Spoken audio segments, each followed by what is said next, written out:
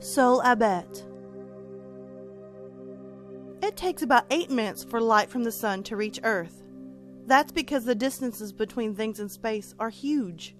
For example, did you know that when the moon is as far from the Earth as its orbit allows, you can fit all the planets in the solar system in between it and the Earth? Crazy, huh? The sun looks so close sometimes. Sometimes it almost seems like you can close your eyes, stretch your arm towards its warmth, and dip your fingers in it. But that's impossible, of course. Now more than ever.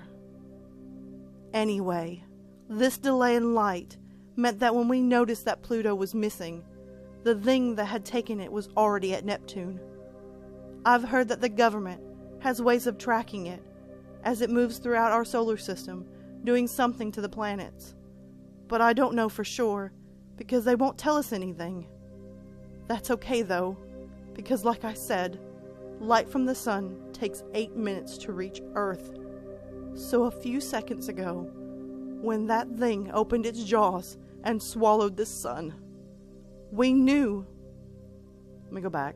So a few seconds ago, when that thing opened its jaws and swallowed the sun, we knew that it was already on its way here.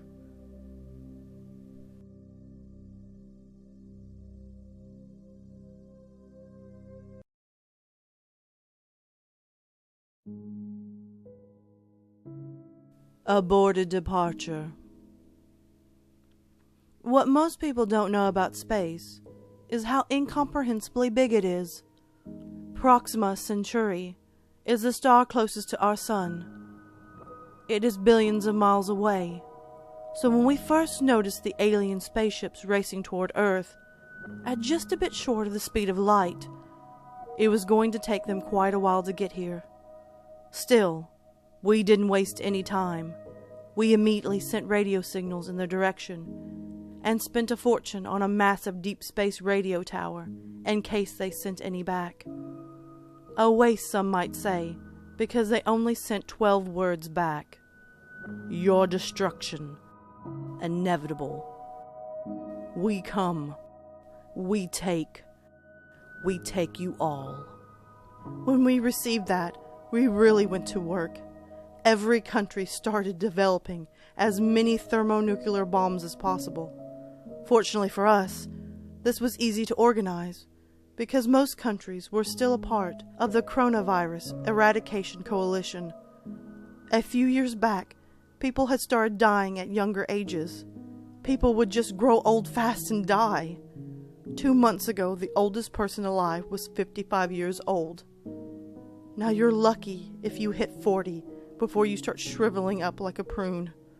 Before, explanations of this phenomenon had been scarce, but now, it seems like the architects of this strange affliction were racing towards Earth to finish the job. I don't think anyone expected us to win. I know I didn't.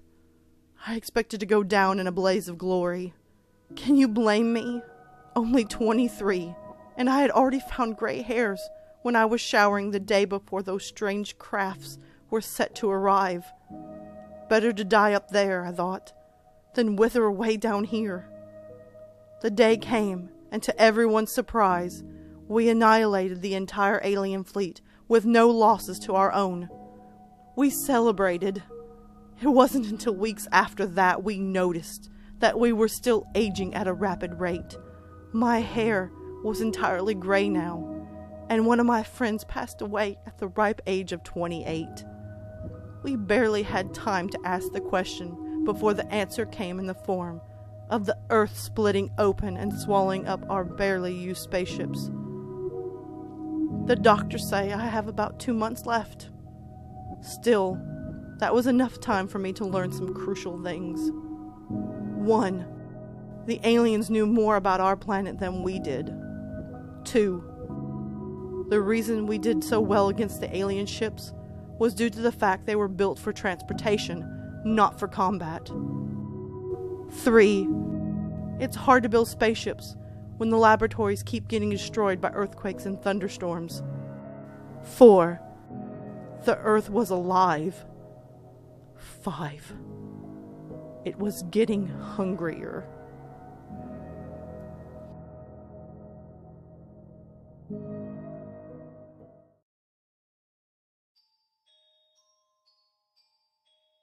Close encounters of the first, second, and third kind. On the first day, we thought it was a technical malfunction. I mean, signals from outer space? It sounded like a bad science fiction movie. On the second day, we got together experts to decipher the signals. On the third day, we figured out what the signal was. It was an information stream about an alien race, like an intergalactic business card or a warning. On the fourth day, we learned about their society. They were a military theocracy that based their economy on the conquest of foreign planets and worlds. Corpus Rapitum. They preferred capturing native populations to kill them so they could use them in their religious rituals. On the fifth day, we found out exactly what happens in those rituals. On the sixth day, we learned about their biology.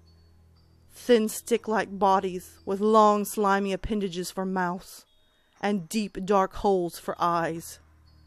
On the seventh day, we found out they were dying. On day 8, we found out what was killing them. A strange race that the Rapitum thought they had conquered turned out to be shapeshifters. They killed and replaced the upper echelon of their society. The Rapitum tried to fight back, but eventually they joined their serfs in enslavement. On the 9th day, we found out that this mysterious alien race also kept slaves. On the 10th day, we found out what they did to them. On the 11th day, we found out how the race traveled, by hitching rides on meteoroids and crashing into target planets. Yesterday, we received the final transmission from the Rapitum. It was a guide on how to recognize the shape-shifting species, even when they were disguised. Today, we found out that it was too late.